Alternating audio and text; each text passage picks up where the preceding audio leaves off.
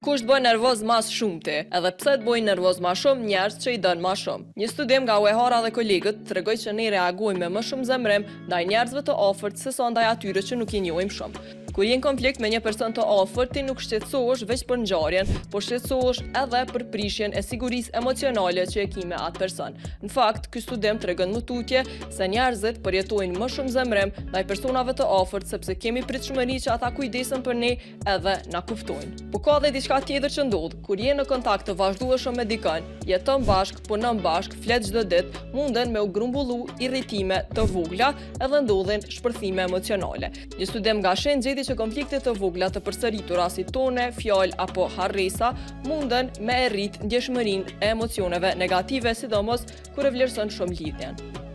Herën tjetër, kur zemërohesh me dikën që e don, kujtoje që ndoshta s'është puna veç të ngjarja, po edhe të krejt ato momentet vogla që janë mbledh. Ty, kush po të bën nervoz ma shumë, kallëzëm koment edhe për ma shumë video si kjo, subscribe urbani në YouTube edhe në krejt platformat e tjera.